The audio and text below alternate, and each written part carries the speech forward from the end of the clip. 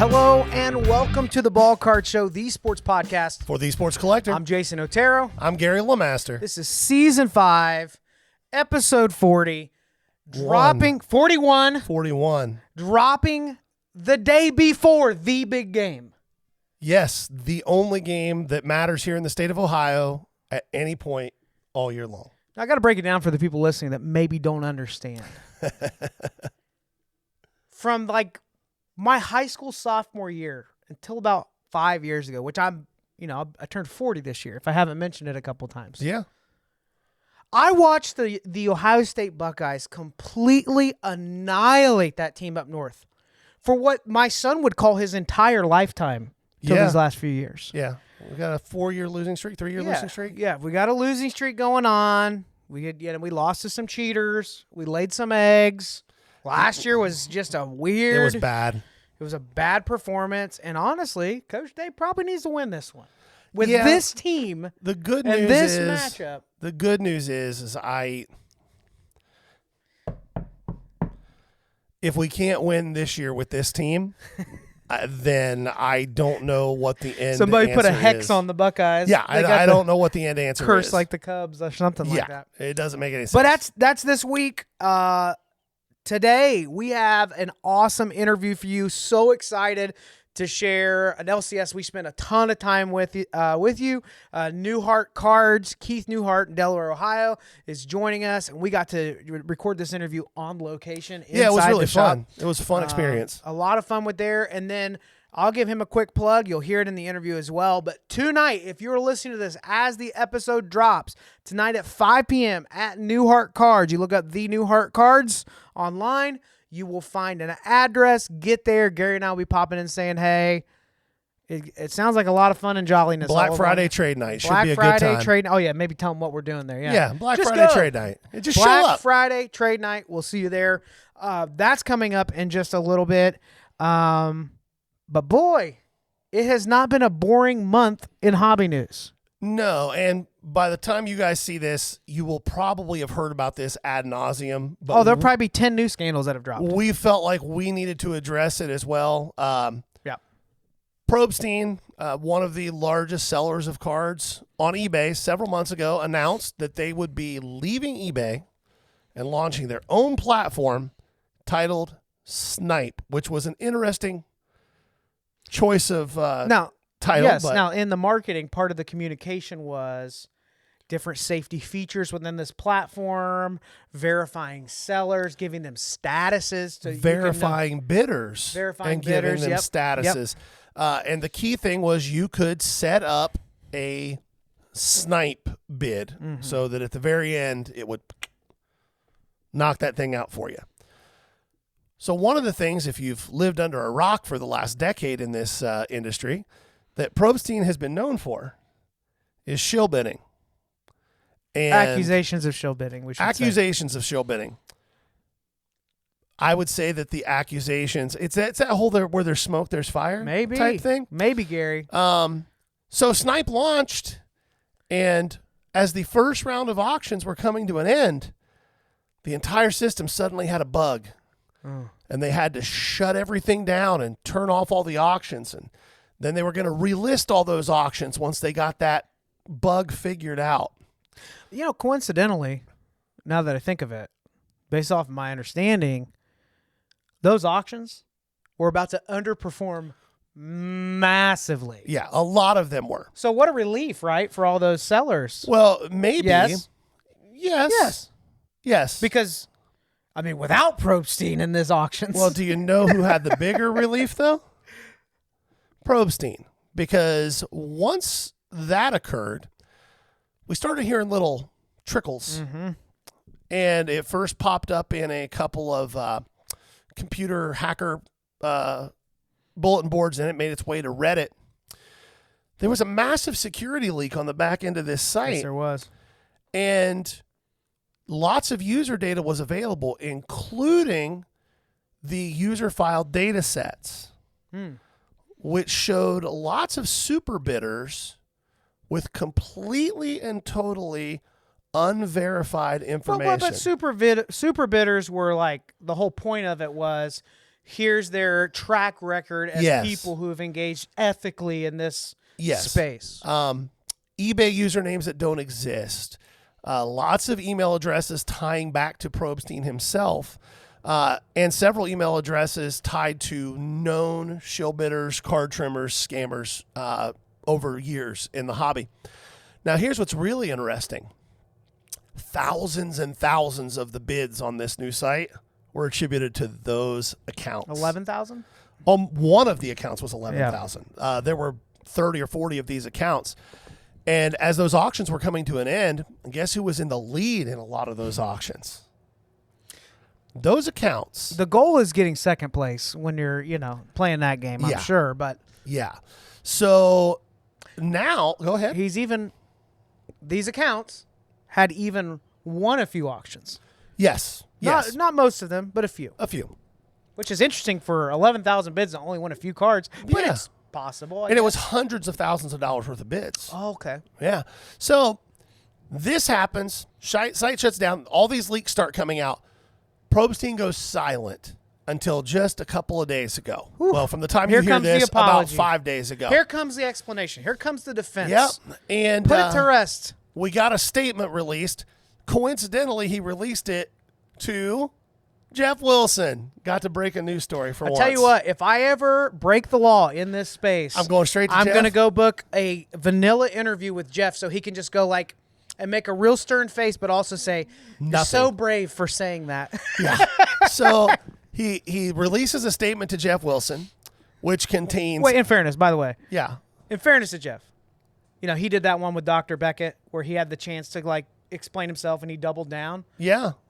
And didn't if get pressed Dr. back on Beckett at all. offered to do an interview with us, we'd take that. Yeah, we would so also. I don't want to. We would also press back hard. Everybody knows this. Yes. Okay. So back to Probstein. Releases a statement, and the statement doesn't address any of these issues. Mm-mm. All the statement says is, we'll eventually figure this out and give people back their cards and money. We don't know how or when. Also, we're just going right back to eBay starting on November 24th. We'll see you there. The end. Yeah. Now, there were accusations of shill bids, and even, I can't remember the documentation, but with Probstein auctions back in the day. Oh, yeah. On this platform, on eBay, well, there have been issues. Probstein, the way they got around it was that the back channels and what is kind of a known secret within the hobby is when you consigned cards with Probstein, you were just kind of encouraged to encourage your friends to bid, encourage you to bid. Market your card. Yeah, market your card. Even though that's what you're paying us to do. Yeah, for exactly. You. Okay. So, so now he's just back to eBay. Now, you had a very interesting thought on that. I just find it ironic that, I can ship 17,000 cards in the last month, or in the last month, I wish. In the last year. No, I don't wish that. And I could send off 10 orders and there's an issue with shipping, and I could get a neutral, and eBay would swear nothing happens. But things happen because you get metrics on your sales performance in correlation with. You get a 100% cut in your traffic. You could do what he has done. Open arms. And now, eBay has not responded yet. No, but his listings are up. They're live? Oh, yeah. The listings are live. eBay, this sucks. eBay is saying, this guy generates over $1 million a year in revenue for us. That's all that matters. Yes. And for them to take such a harsh stance on idiot customers being right, but then to allow that on their space, eBay, don't talk about, being done the right way and always there for the customer. You have information right in front of you of somebody that's doing this on a large scale repeatedly. Breaking the law. Come on back. Water's fine. Your money is good here. Yep. And yet we have Danny on Cut the Nonsense saying, we don't need any more watchdogs. In the last 3 months, the ridiculousness that's taken place in the last year, it is insane. It is not normal. It is a concentrated window of so many things happening at once. Well, and the idea that... Just shut up and don't talk about it. You won't change anything. The idea that anybody in this business shouldn't be concerned about things and we shouldn't be like, hey, this is something we should all be concerned about is, again, that in and of itself is concerning. Like, I like the guys over at SCN. I like Mike. I like Jesse. I like Alex. I like Gordy. I don't know this guy. Well, he's an editor with, but like I don't. He's an editor, so I would think you understand in the I understand. I understand in the content creation space. I don't know him personally though. But that's so asinine to me to say that we shouldn't be addressing these things. Like, if we don't talk about these things, if we don't bring it to light, what we do is we enable more bad behavior. The end. Yes. Well, his counter argument is you and I yelling from our studio is not going to be the thing that changes it. And that stuff changes non-stop in this hobby. And if all you're doing is watchdogging, then X, Y, and Z. But the problem is, in my opinion, if there was no watchdogging, what Dr. Beckett said and the conversation around shill bidding does not freaking happen unless people talk about it. And I'll say another thing too while we're on this, because it comes across so pious, right? With your network that's been around for 3 months, that we don't need these other influencers watchdogging or having negative opinions or just stay positive and this and that. And it's like interesting. You're in a space where your job is to create and curate content about things happening that are relevant in the current market right now, but other people shouldn't do it unless it's a positive take, because he's not a positive guy. And more importantly, it's just weird. It's just a weird idea that we shouldn't be talking about this stuff. None of us, outside of maybe Jeff, are delusional enough to think that us saying something is going to affect everything. Yeah. However, if enough of us are saying the same things, and enough of you are listening to enough of us say the same things, then the overarching mammoths that are controlling everything in this hobby right now will start to at least pay attention, because they know that you guys are listening to enough of us that maybe you'll stop spending money.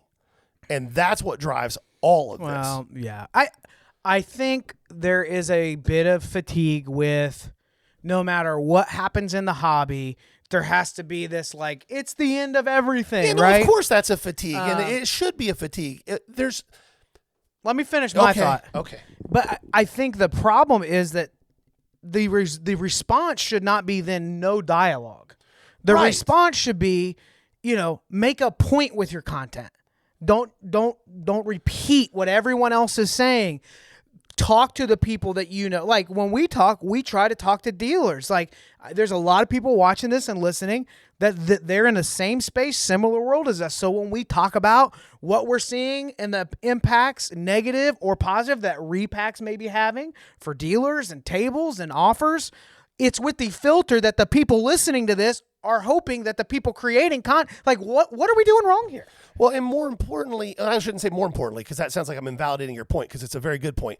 But along with that, we should all, in this content creation space, strive to do two things: praise things when they deserve to be praised, and be positive about things that deserve to be positive about. Yep.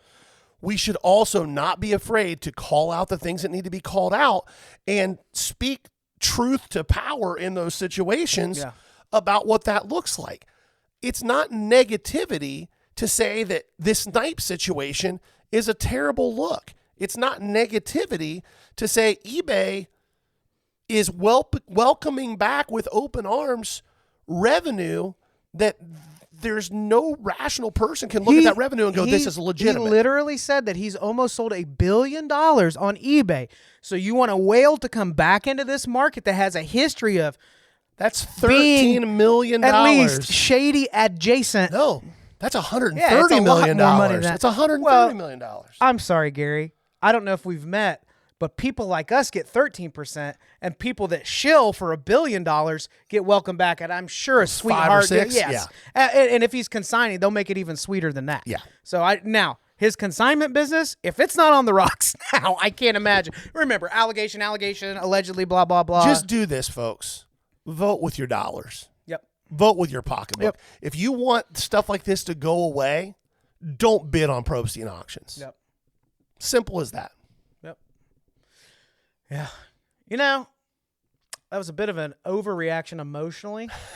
But that one, that take got me a little sideways on that, because it was just, it was flirting with hypocritical. Well, and it at the goes very back least. to the guys who are like hobby positivity. It's just as douchey to be that guy as it is to be the guy who's constantly just You know what those hobby positivity guys are doing right about now? not much. They've already sold off their sneakers. They're down on their crypto, and now they're putting away their sports cards and selling those so they can get into Pokemon because they're about the positivity. Or One Piece. Well, that could happen. People are really trying to make that a mainstream market. They are. It's a big brand. I don't know enough about it. While we are staying positive, Eric, You there, buddy? Eric. We're going to be knocking on your door. Hey, Eric. We had somebody reach out, a regular listener, and they asked a few questions, what we knew about the programs, the memberships, the fees. And to be honest, we didn't know much at all because it's one of those, well out a form and we'll give you one of those Grant Cardone sales pitches. Yeah, walk through 4 different sales funnel videos. We're closers, and I'm hyped. I'm always excited. Are you hyped and excited for this phone call today? Yeah. Pick your energy up. What's your credit limit? So we were given some very specific details about this course, membership, and the services it provides. And I asked a few questions because some stuff didn't really add up, man. It just really didn't add up. That At all. Like it seems like he's charging this, but service might be being provided by somebody. He's like drop shipping a service for people at, I don't know, somewhere between $300 to $500 a month, based off of the allegations that I've heard. Or a couple grand on the front end. Yeah, I mean, either Whichever's way is easier fine. for But you. But it does cost a lot of money for me to ship things to you, and then you to ship them those same things to the final destination. Yeah. So, but we don't know if that's true. So, Eric, we're all ears. We'd love to hear from you. We're gonna keep doing a little bit of digging. That's the plan on our end. Probably the best plan of action would be like, sure, I'd hop on for a call. We'll shoot you questions ahead of time, let you know exactly where we're going, and we'll keep it 100. But man, when we start having people new to the hobby and they start showing us the messages they're getting and what they're being told, they're being offered because they're being told this is how you launch your business. Yeah. That would be one of those where here we are again, watchdogging. Yeah. It's unfortunate. Somebody has to protect people. Well, that's just the thing. Nobody believes we're protecting anything. Well, they might. Once Maybe we can have raise all this awareness, information but together. There's a lot of information that's come to light, but we want to be really thorough. So we're going to stick with that. Eric, you're more than welcome to join the show. Look, Love it. we got a little fabric banner, cheap little microphones. We don't have any hair it's not gel, and Tiffany we don't have blue. any special lighting. We don't have any sleeveless basketball jerseys. I'm fresh out of biceps right now. I'm 40. So see, but that's okay. I don't even know how to walk up to a table and be like, "What's your most expensive card you got, dog?" And can I give you 50% for it? And if not, people these days, man. I just lie right to your face. But you're more than welcome to join. Come on in. The water's fine. If not, just let you know. We'll reach out and let you know we're running a story. We'll be talking about it in the very near future. People have volunteered to speak on the podcast too about it. Yeah. Like come to us. Yes. We haven't even had to go to them. So got receipts, all that fun stuff. Anyway, that might be coming up very soon, unless we get a cease and desist. Well, and then that cease and desist is going to have to actually prove that we've said something that's incorrect. Yeah. Yep. Wow, we are really rolling today. Keith's like, can we just have a little nicer intro and outro for the day I'm doing this interview? One more thing before we head into this interview with Keith Neuhart Cards. We're really excited about. Big week this week. Uncle Terry has picked up some fire from the boys. Thought we were giving it to him. He was so pissed. He was so mad. This Ric Flair auto is going to be a giveaway. It's slabbed in a Becca. It's a reprint. It's a reprint of the card, but it's a legit auto. Ric Flair, and they're going to be giving that away on Whatnot Friday evening over on my cousin Duncan's channel. So be sure to check that out. Up next, we're so excited to bring this to you. We've been asking him for months to be a part of this. Keith Neuhart with Neuhart Cards is going to be joining us live from his shop. Let's check it out. Ladies and gentlemen, here we are live on location in Delaware, Ohio. Yes, we are. Welcome. One of our favorite places in the state. Absolutely. One of. We're at Neuhart Cards with the one and only Keith Neuhart. Keith, thanks for being here. I appreciate you guys inviting me. This is like our second office many weeks, Gary. We're both here at least once a week. It depends on what Keith does in his Instagram videos of what's Right. in the showcases, how fast we drive You're here. never here at the same time, though. Well, we try. We try to avoid that. You saw that happen one time Yeah, when I oh, was, yeah. hey, that was my day. That was my day at Neuhart. I've What are seen you that. doing here in not my shop, Gary? I've seen that happen. That's true. One of the things that we've been doing is we've been running these interviews for those of you watching, and as I shared with Keith, is we try to give the perspective of different people on the business end of this hobby, things that they're working on, things that are working, not working, things that have changed. And Keith has a really great story of a journey that's lasted more than 5 years, which is not what we hear too often anymore right. in this It is rare. space. Gary and I see a lot of people who got involved in this hobby in the last 5 to 7 years. Maybe they had a little bit of success with breaking. Everybody's opening a shop. But keeping a shop open seems to be a lot harder than just opening one. It's not for the weak, that's for sure. So, Keith, what I want to do is hit you with some questions just to hear your story, because I think that a lot of the dealers that we see at shows, people that watch this and listen to the podcast, they've got aspirations. They want to consider a brick and mortar. And you have never come across as somebody that's trying to be like salesy with us. I feel like you've always been direct, honest, and I love your shop. I love being in your appreciate shop. the I can words. I really genuinely do. say that. Yep, I appreciate that. I'm doing a lot of talking. I'm going to ask you a question and let you talk. Let's go. Tell us the story. What led to, like, was this a dream of yours as a kid? How did you get to the moment where you opened up a shop? Probably just like everyone, I collected cards. Started off late or early 80s, I guess, when I started really getting into it. Started setting up at shows when I was in high school, let's say in the late 80s. A friend of mine, actually, in 1988, I'll date myself a little bit, we actually opened a shop in Marion, Ohio. My dad had an office building or an office storefront, and he was in the front, and we had a little shop in the back. So we were open on weekends. We were just kids kind of rolling through it. First cases we were buying were 1988 tops.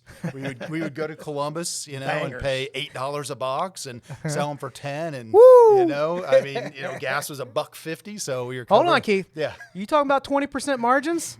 Well, We got to be careful now. That's true. We got to be careful now. They'll hear it. That I'm is very sorry. true. All right. Exactly. But you're right. So I did that. Went to college. When I was in college, my buddy who was running the store was like, I want to do something different. So I shut the shop down and really just kind of farted around, collected, got a real job. Went to college, got a real job for 15 years. I worked for Huntington. I was a stockbroker essentially.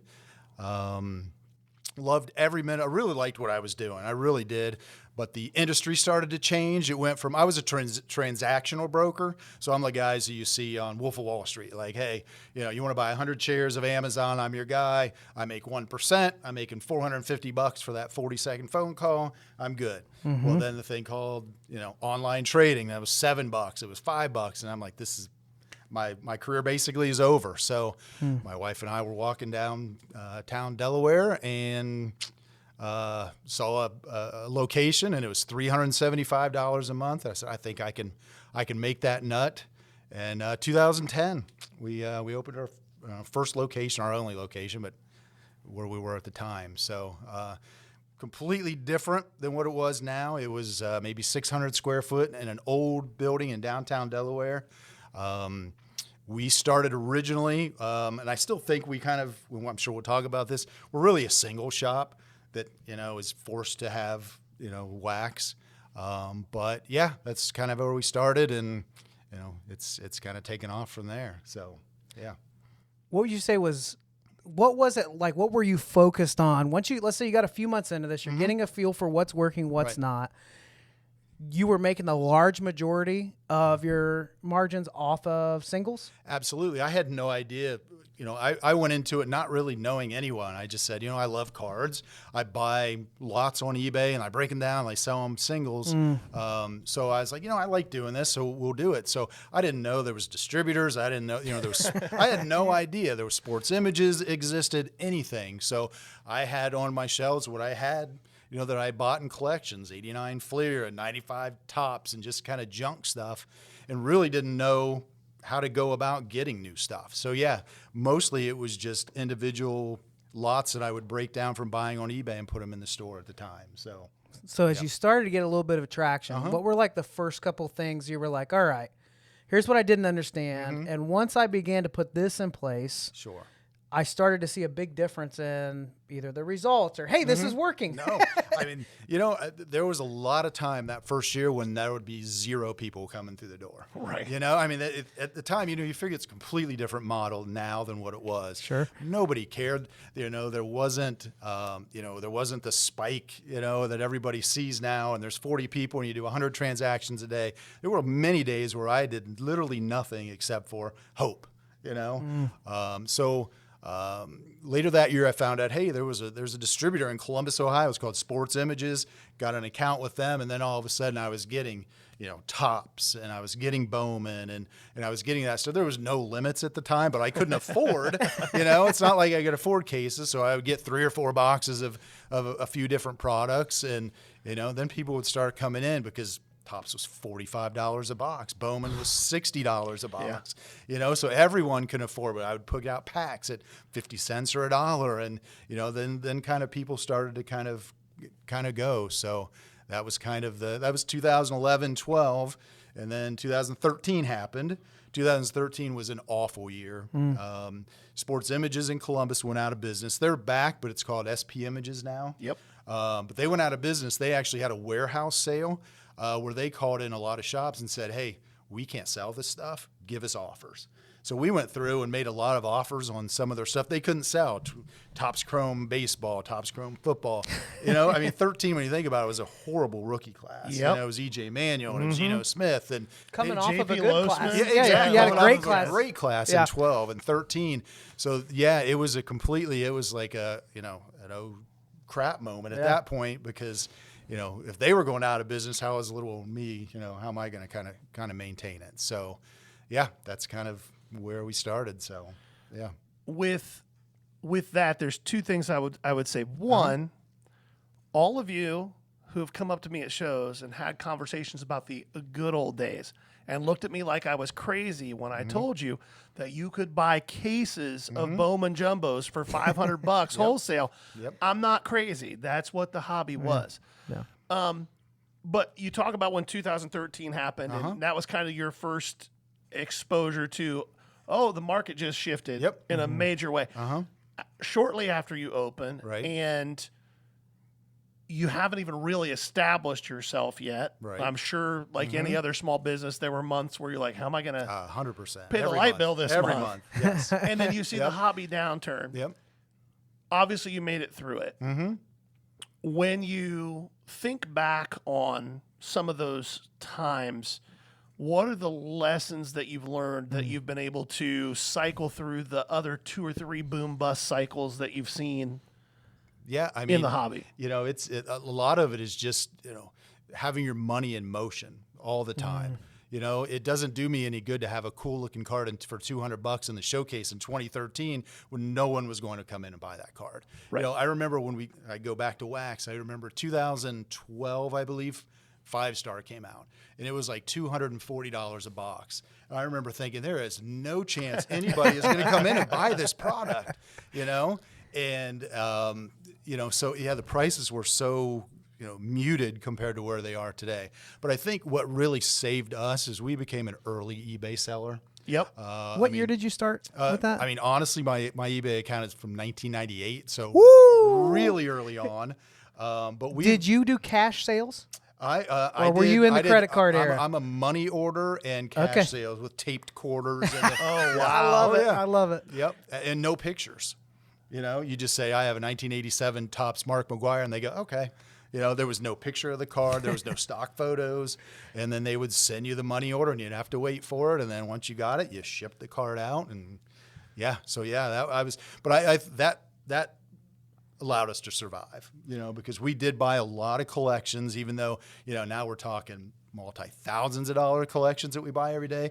$150 here, $200 there was a fairly sizable collection then that we were buying. Yeah. So we listed them on eBay, or I listed them on the eBay. Brian didn't come in until a few years later.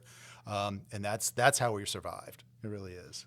So were you an earlier adopter then as a LCS doing this, or was this becoming the trend right when that first Yeah, softening of the market happened for you? I felt like we were one of the few shops that took advantage of eBay. Yeah. You know, again, I can sit there all day and just wait and hope that someone's going to come in, or I can generate some kind of income to where, hey, you know, I can sell something to Oklahoma, I can sell something to New York City, where, you know, if I'm just hoping that somebody's going to walk in the door and buy a box of that 5-star. So again, the money was bad. We did $65,000 my first year. In a shop. Gross sales, not profit. Oh no, gross that sales. was gross sales. Yeah. And you know, my rent was $375 a month, and I struggled to hit that number. You know, at the end of the month. You know, I mean, it was lean times. And eBay, I mean, it really we adopted it early. We still use it very regularly every day. But that definitely kept the doors open. I want to highlight one of the things that you do that's a little unique with this. And if I understand it right, it was something that you made you were trying to find a balance of how can I give the local community a first right of refusal because you have this up and running, super efficient, you know, you're moving cash through eBay. Right. So if the way I understand it, once it hits the showcase, it'll hit here for a couple days and then goes online so people have a first crack at it. Yes. Yeah, we actually just started that less than a year ago. Why'd you do it?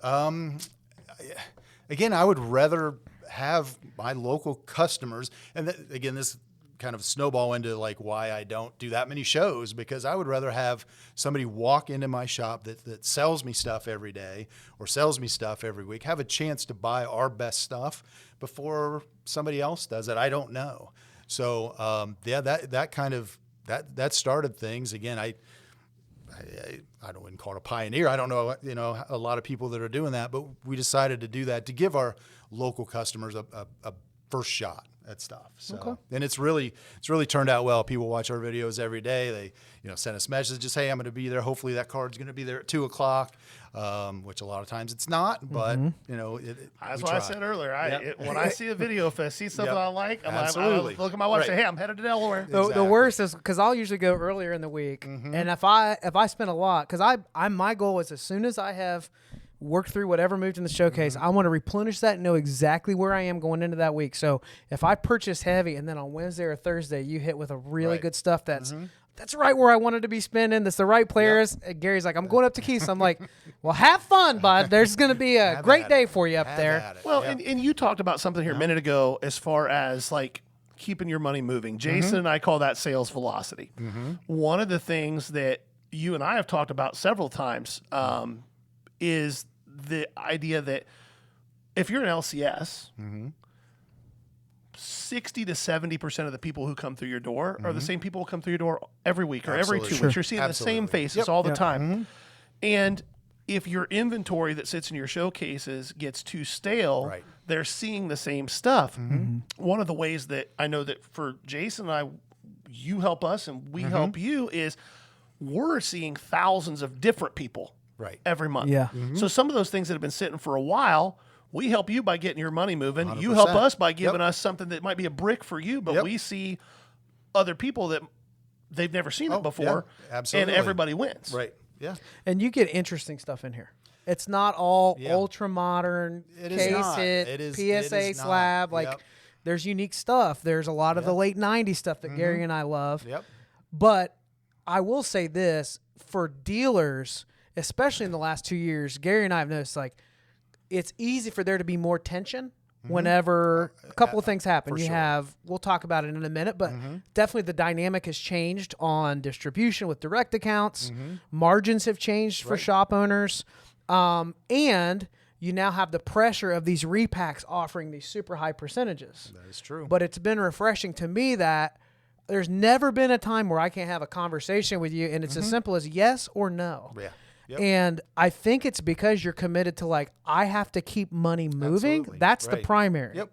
Do you see that being something that LCSs seem to struggle with or get fixated on a number? Or maybe a better question is, what are the criteria you see when you're like, hey, this is a card that there's a value here. I can see the established value, But is it a timeline where you say, hey, by this point, I just got to move this? Or is it by card? Like, what's the secret sauce there? You know, it's because that's hard for us as dealers. We have some in there. We're like, I want that number. Right. You know. It's people get caught up in, and my guys do as well. Like my son has been working here a year and a half. I've had Colin. They're younger. They get caught up in just the numbers. Hey, this Roman Anthony sold for $400. Oh, great. Nobody's walking in my store to buy a Roman Anthony card. So you have to, you have to move your valuations on stuff. Hey, I know that, Dan Marino autograph will sell faster than a Roman Anthony bone chrome green, which I just bought today. So that's why I'm saying that. But yeah. I mean, it's there's definitely, some things that, again, you just have to go by feel. I'm a feel guy. I don't like to get my phone out on every single transaction. I know an Ozzie Smith autograph sells for $50. I don't need to look it up, and I think that's just from years of doing things. Sure. But yeah, some of the new, cherry blossom gin, PSA 10, I have no idea, Yeah. So yeah, I mean, I think a lot of it is have to go by feel, and relationships are huge in this business. They just are. Yeah. Yep. That seems apparent that the people that hang out with you have been doing it for a while. Right. And they choose to still stick around you. They do. They do. Yeah, Brian's been here 10 years. Like you said, my son's just coming into the business. Colin, he's going to be an up-and-comer. I know we're going to lose him at some point because he's that go-getter guy. Yeah. So yeah, I love the team that we have. It's small, but we're mighty. And yeah, we do some pretty cool things. So, and Brian knows his stuff. He's been doing this for a minute. He's very familiar with eBay. Absolutely. Yeah. I mean, he's got some choice language once in a while when he's having to find cards, as you guys know, that we've double sold before. Don't forget to take a picture, Keith. Exactly. So we're not 100% efficient, but we're as good as we can with what we have. So yeah. Tell us a little bit about the dynamics that have shifted. So I want to talk about this. So, so much has changed since you went to a distributor, bought a few boxes, right? Absolutely. And then you have, the COVID boom. Panini seems to have the corner on everything. Wax prices, especially if you had allocations, there was a window where it's like, wow, this is awesome for you, right? It was crazy. For about 18 months and there. then things begin to change. Fanatics comes in, which honestly, it was out of left field. If we're all like, I remember when they announced that someone was buying tops, that there was a purchase of tops. Gary and I were recording. I called my dad, put him on speaker, and I told him what we had just heard, and he said, "Well, that's the end of card collecting as far as I'm concerned." Right. Yeah. But as that's changed, we hear so many things: advantages, disadvantages. We just had a real interesting conversation with Clever Cuban Cards last week about this very thing. But just from your perspective as a shop owner, what are some of the advantages? What are some of the things that have positively changed with Fanatics? And then, if you don't mind, even though Big Brother's watching, that's fine. What with might me. Perhaps be some of the challenges that LCS owners are like, do they see this? Do they hear this? 100%. I mean, first it goes with, to be honest, I think our allocations are, for the most part, are pretty good. Fanatics does not do partial cases. So, you're not offered 4 boxes of Topps Chrome basketball. You either get a case or more, or you get 0. So it's a little easier, I guess, in that fact, because a lot of products, smaller shops, they just don't get allocations. So let's say $25 comes out. The game that distributors play is, okay, you get 4 at original pricing. If you want to round that up, your next cost is $420 when blowouts at $445. Yeah. That's the game that distributors play. And that's a relatively new distributor game since COVID. Yeah. It is. Yeah. I mean, for the most part, before COVID, you could kind of you couldn't get as much National Treasures as you want, but I could get as much Tops and the kind of the basics. And Prism. And Prism was, I mean, we had Prism sitting here and nobody It was cared. harder to get Select as a shop than it was to get Prism. No one cared about Prism. Before 2020. It was $120 a box. Yep. And it would sit here for 2 years. Yep. Until COVID, then everybody's like, oh, PSA's the best and Prism's the best, all out of nowhere. Because, again, if you're in this before 2020, BGS was number one. Yeah. I mean, that's where everyone sent their Bowman Chrome baseball, and they were number one.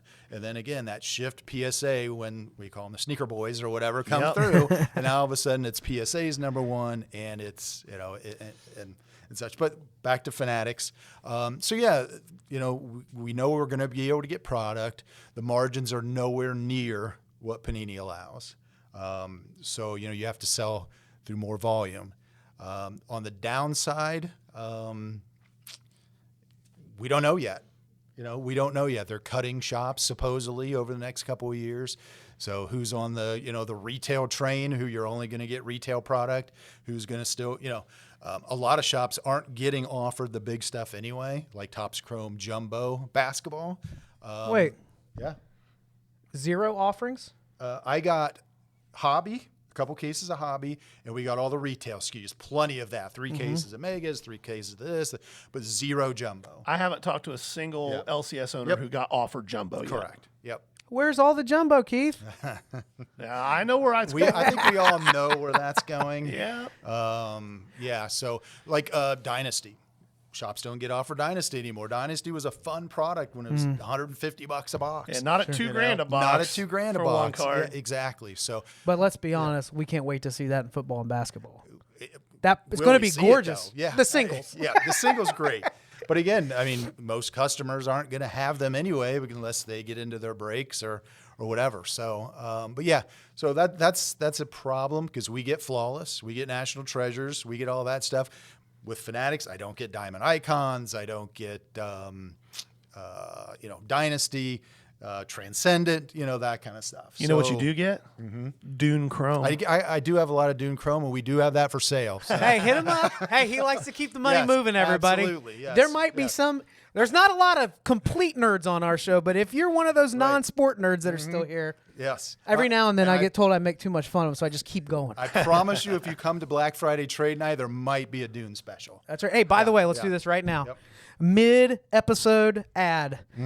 Tonight, if you're watching this as the episode drops, Black Friday, you are full. You got your turkey hangover. You've been sitting on the couch spending money with us on Whatnot all afternoon. It's time to Absolutely. come up to Delaware. Yep. Come to Neuhart's Cards. Come hang out. Trade night. Fun festivities. Absolutely. We'll be there. Yeah. I promise Buy you, some Dune it Chrome. is a good time. It is not what a lot of trade nights you've been to have ever been to. So we start off at about PG, and by the end of the night, Who knows? Gary and I will not be earmuffs. wearing shirts at the end of Earmuffs. this. Yeah, Animal House. There might Yeah. not be shirts. Yeah. we're gonna paint our chests. Oh, no. Yeah. So it's more. gonna be a mural. It's more of a celebration. So yeah, come hang out with us.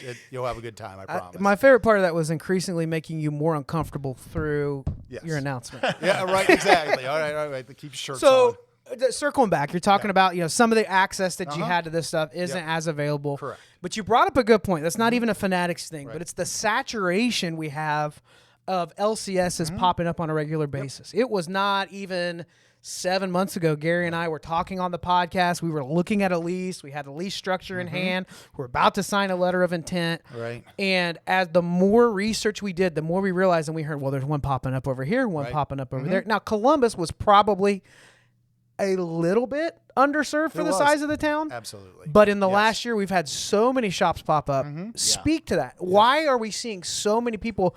Because they don't have They don't have direct accounts unless they have absolutely not. boatloads of cash right away. That is correct. Yes. Why are Yep. we seeing so much of this? I just think it's, you go to a card show, you see, dealers handing over hundreds. I mean, this is easy. I'm going to buy a card of $60. I'm going to sell. I mean, how hard could it be? They don't understand the sleepless nights and the credit card bills and the rotating lines of credit. I mean, it's hard, but I understand everybody wants to live that dream, and you go to card shows and they see these guys, just pulling in hundreds constantly, right? So I think that's what it is.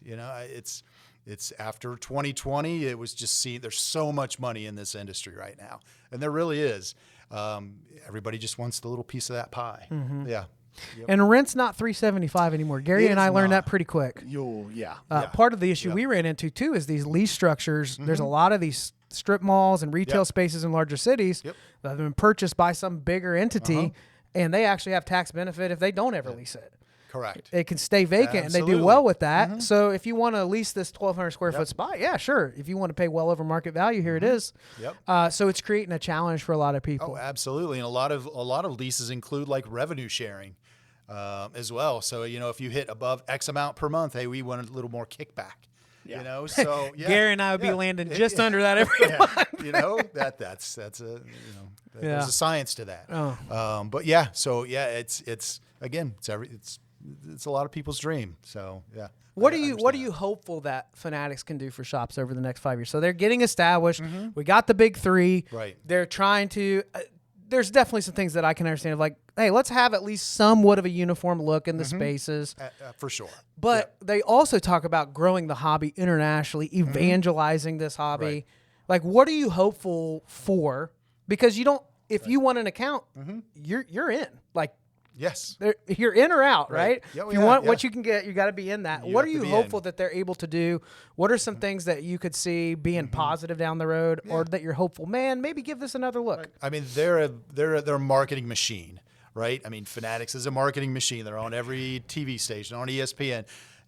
I would like for them to maybe spread that love among other things. It feels like LCS is a dirty name, is a dirty thing right now. It's like, They don't pay 90%, well, how dare they? How can they be in business now? Right. It is. Or like, how can you be, Topps Chrome basketball was $400. Why aren't you guys at $400? Well, because we're probably paying more than that, know, or that much, and we have to keep the lights on too. So, and I always say this, and people understand we're a market shop. We are going to be, if Phoenix football comes out at $340, we're going to be at $340. So I would like maybe a little marketing money to kind of go towards LCSs instead of just going to their Fanatics Fest or some of that other stuff. Which will not be cheap this year, and we will not be attending. Right. So. Well, and I think that goes back to something I said last week when we talked to Alex. It feels to me, and talking to LCS owners that I'm friends with, that Fanatics wants their cake and wants to eat it too, just a little bit. They want the benefits of these shops as if they were franchises.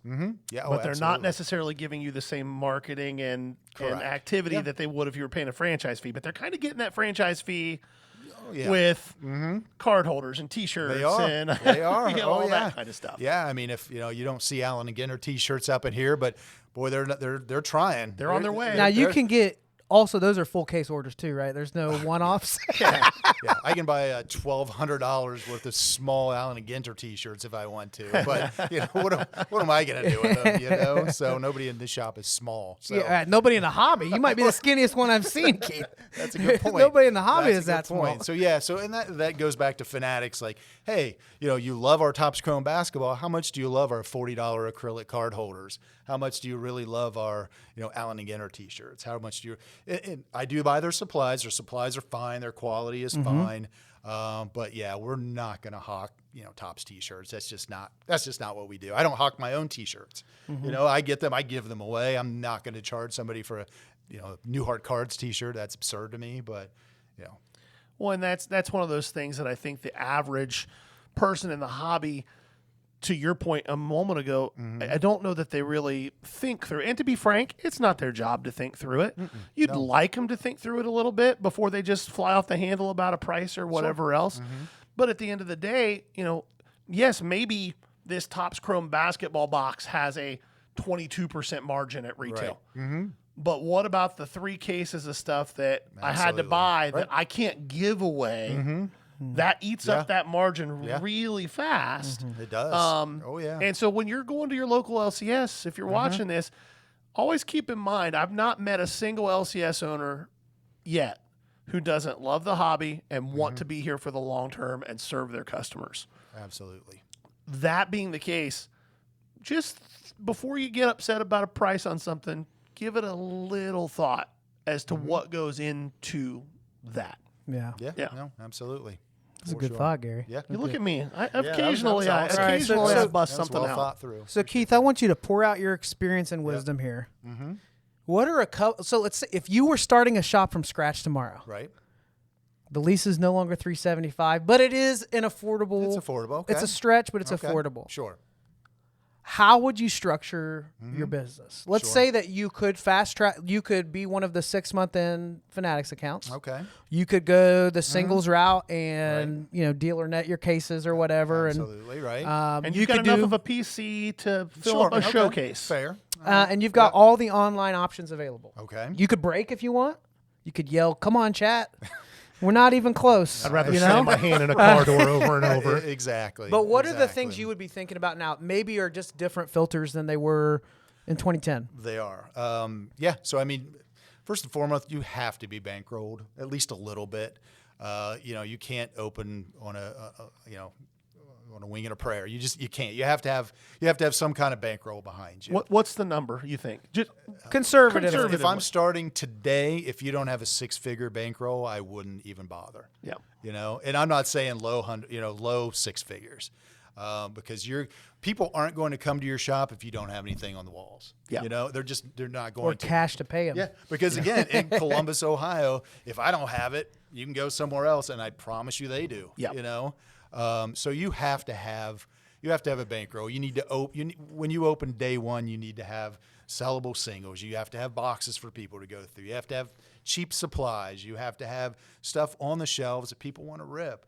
We're competing with Walmart and Dick's now and GameStop and all those other places. So you have to keep that in mind and be able to at least try to match what they have.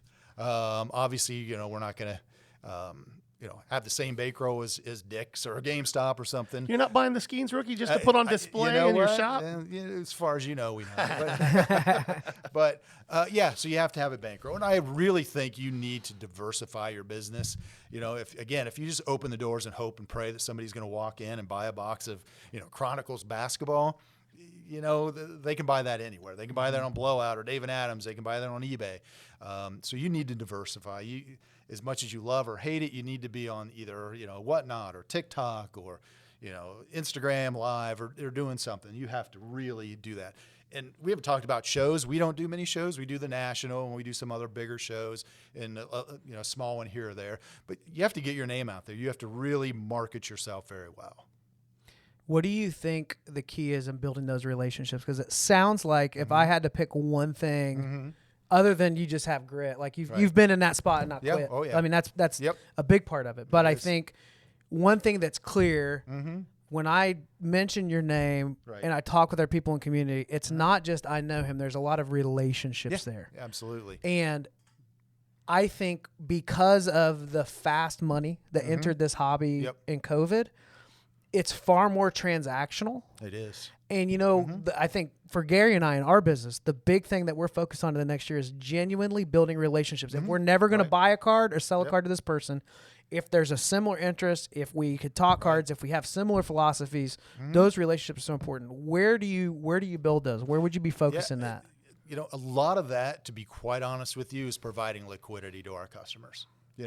I always say that 99% of the product, the singles that we have in here are bought within these 4 walls. That's awesome. I don't go to shows and buy. I'm terrible at it. I just am. I would starve. So if our customers hit a big card, we want to buy it. If you go to a show and you do really well and you're buying singles, we'll take them. We'll get you out of stuff. So I think that really has an edge, gives us an edge over maybe some other shops who aren't buying, Jaden Daniels base rookies all the way up to LeBron autograph, So I think that's kind of one of those things. We provide liquidity and we pay fair. Yeah. And I think that, because not all customers are alike. Some people have $100 budget. Some people have $100,000 budget. Sure. So just providing liquidity, being able to cash them out, to be able to buy another box or pay their electric bill or whatever. I think that goes a long way. So, and not humiliating people, I think that as well. I mean, Do you ever get offended in the transaction? The only thing I ever get offended at is people putting crappy reviews out because we don't buy their stuff. So you talk about wanting it to be a spot where locals come in. They feel like you provide that liquidity. But one of the things I love that you do, Keith, and I'll be honest, the first time I came here, before I was doing what I'm doing now and making a business out of it, I was so impressed. Like, you all can see all the hobby boxes back here behind me. But this wall is my favorite wall that you can't see. I'll try to grab some B-roll. We'll throw it up here real quick. Sure. Yep. But Keith is committed to finding really cool, affordable hobby stuff that maybe 25, 20, 15 years ago. I'm looking at right now at all the Topps Chrome and Bowman Chrome from late 90s, early 2000s basketball. Yep. I guess the first question is that mostly sourced in here, or is that stuff you have to go find a little more? You have to find a little bit more. However, we found a really good auction, Southern Ohio, right after COVID. So it just kind of started off. Somebody was bringing us boxes. Like, oh, this is awesome stuff. Like, oh, well, it's stopped now. My uncle is now selling them at auction. So we went down there, and I know what auction you're talking about. I've never really done auctions before, but you're sitting there the first hour, and it's like, oh, 93 finest basketball. Boom, boom, boom, boom. All of a sudden it's like, I can't pay that. But then at about 2 hours later, everybody's money is gone, and I'm buying boxes for 50 cents a box. That auction went for like 8 weeks. And it was spectacular. That's the one where you were getting the loose leaf. I bought multiple Tom Brady rookies for like $5. Yeah. I remember that was crazy. right when I was starting to sell. I bought a case of 89 Upper Deck baseball complete sets. Yeah. For $400. And we were at the tail end of that. So so I'll tell you a couple big of the boxes we got were 93 SP baseball boxes. Oh, cool. We got a lot of 96, 97, 98. But again, it was just waiting everybody out. And then it was like, all right, here's a sealed case of 89 Pro Set. All right, $20. Yeah, done. So we filled a huge trailer, and we're still living off that a little bit. So it is completely dried up. I mean, I don't know when the last time somebody came in with a 91 Fleer baseball box, which I would still love to buy just because we can sell it for $15 and people love it. Yeah. So that is really dried up, but that's really hard to source right now. Yeah. If you guys are able to pop in here, you'll enjoy this wall. I'll show you a little footage of that as well. I don't want to talk about this, but I feel like we have to, Keith. Sure. Pokemon. Yeah. Like at some point, every respectable LCS has caved. Even you. I know. Because people actually like this stuff. Explain what that has done. You talked about some of the things that have been challenges in that relationship with allocations and how much that's changed, right? And the margin changing. But then you have Pokemon come onto the scene and grown men. Oh, yeah. Like grown men my age. Yeah. They're buying these on purpose. Yes. Yes, they are. What do you think the appeal is? Boy, like, how has it become so mainstream? And like, is it like becoming a sizable piece of your single sales? You probably owe some people a lot of karaoke songs because I'm like, I am not ever having Pokemon or Magic or anything. I've seen that market. I don't want to be in it. I don't want to have tables set up and sell Cheetos and Mountain Dews to people. Right. Playing the game. That's not my thing. Yeah. But I will give it, my distributor at GTS is like, you should probably start carrying this stuff. And this was after COVID, and I'm like, okay. And again, people now, they see the fruits now. Sure. So they see Phantasmal Flames at $280 a booster. They see, Mega Evolutions at $300 a booster. Look at you with the words of it. Look at you, Keith. Those are the two I know. But they don't remember the slim days of, me buying them for $91 a box, putting them on the shelf for $110, and no one cared. And hoping. No one cared. No one cared. Once in a while, somebody would stumble in and say, yeah, I'll take a box. But that's, again, we haven't talked much about COVID and just the luck of it. We had so much inventory right around COVID that you couldn't help but make a ton of money just because we had a lot of Pokemon. I'm talking cases and cases that went from 90 a box to 300 a box in a month. Yeah. In a month. Yeah. And not only did it was price, parked inventory. and not only did the price go up, but people wanted it. You know, it wasn't just one of those, oh, this LeBron's $38,000. Well, great. Who's going to pay that? This was fighting for those $300 boxes. Yeah. And it was wax too. That was like Prism. Oh, I've got cases of, 2020 Prism football that nobody wanted at $200. And now they want them at $2,000. Right. And so it was just dumb luck. But yeah, Pokemon has become a major part of our business. It really has. It is steady. It doesn't decrease in value like a lot of the new sports. A lot of the sports right now, again, talk about a little bit of the fear. Like in 2013, what would happen is, Topps Chrome would come out on Wednesday. By the next Wednesday, people would be selling those boxes to afford the next product. Yeah.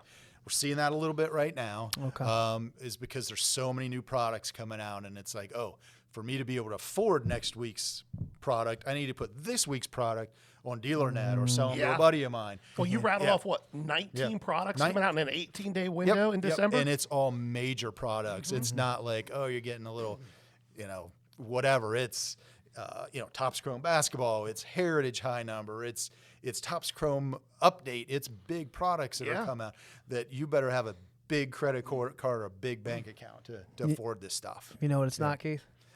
Topps Chrome Platinum Anniversary. It is not, and I don't know why they. If we could all metaphorically pour one out for our. I know. I mean, I just don't understand. I must be in the minority. I think I literally am in the minority there on that product. I love that product. It was cheap, affordable, and beautiful. Hall of Famers, throwback images. It's a great fun set. rainbows to build out. On card autos.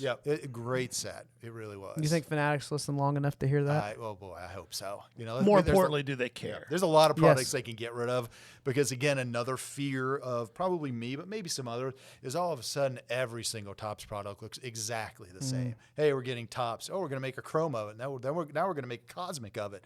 Now we're going to make a this of it. Resurgence of it. So I hope that they take that Panini a little, and take it a little different. Like, diversify the look of the brands. Yeah. So we haven't seen it yet. They tried a little bit with basketball, like royalty and some of that stuff. But, yeah, I hope we diversify the brands a little bit. Okay. Well, before we wrap up, Keith, first, thank you for running a shop that we love to hang out at. I genuinely mean that. Absolutely. I appreciate you guys. We work on our own a lot. Yep. You know how it is when you're in the grind of trying to scale that up. You're kind of by yourself. Yep. And there's some days where I just love getting out of the house and hanging out here for a few hours. We appreciate it, guys. Yeah. May buy a few cards, may not, but we'll have fun chatting it up. Absolutely. Yep. How can people find you? Yeah. Where can they buy from you in the shop, online? Absolutely. What days are you open? Yeah, how do we give you money? Hey, we're a Fanatics 7-day-a-week shop. We're 10 to 7 Monday. Thank you. Great hours. Great hours. I forgot my Fanatics jersey, but we're 10 to 7 Monday through Friday, 10 to 5 on the weekends. We buy 7 days a week in the shop. Sorry, Brian. Brian doesn't like to buy on Sundays, but he's forced to. We're also on eBay, Neuhart Cards. We're on Facebook, Neuhart Cards, TikTok, Neuhart Cards, Instagram, The Neuhart Cards. But yeah, pretty easy to find. We're in Delaware, Ohio. We're a retail location. You can find us at the National. We are a 9-year national dealer as well. I think as of last year, we're the only Ohio shop that had a spot. Now another person does, but how dare they? What are you going to do? So yeah, we're you can find us anywhere. By the way, we want you to go to Keith's booth, but we want it to be at like 3 hours after everything's open. Yeah, wait till Thursday. Wait till Thursday. Yeah. Let us have a first get there first on Wednesday. Yes. Yeah.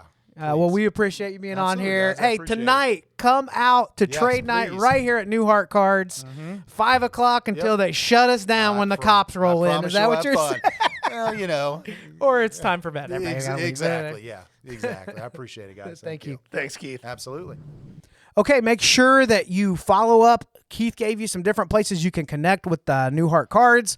Be sure to check them out again tonight, trade night. If you're hearing this right when this episode drops, you got time to get there if you're anywhere around Ohio. And a great shop. Great shop, and we'll see you up there. But thank you so much, Keith, for making the time for us. And, absolutely. Great story. I love the reminder that it takes a lot of resilience. It takes time. And some of this stuff that we get really worked up about it changing. Yeah. You got to be ready for that on a semi-regular basis every few years. You got to be ready to just grind through the hard stuff. It's not easy. Running a business isn't easy. Yeah. Not easy. Not easy stuff. Speaking of that, we run a business. We got some stuff coming up we want to tell you about. Give you a quick rundown of the next few shows. First weekend in December, we'll be in Fort Wayne, Indiana, in the Fort. Shout out to Brad Beeman, B Sports, Car Collector 2, putting that show on. We'll be up there. There is a trade night somewhere in the area Friday night we might check out. Yep. But we'll definitely be set up Saturday. The following week, we will be in Xenia, Ohio. And then the week after that is Eastgate in Cincinnati. So And then it's Christmas time. Christmas time. Whatnot on Sunday, 4:30. Be sure to join us for that. We also have some random shows on there as we're moving through and liquidating some inventory. So you always want to check for bookmarks. If you see a date you don't normally see up and you got some time free, be sure to do that. If you're watching this right when this episode drops, we're live right now on Whatnot. Yep. So hop over and hang out with us. We're running a bunch of stuff at $1 sudden death, and it's just we want to move it. If it goes for $1, it goes for $1. So Absolutely. we'd Come love get to see your you there. steals. This has been the Ballcard Show, the sports podcast. For the Sports Collector. Bye now. Peace.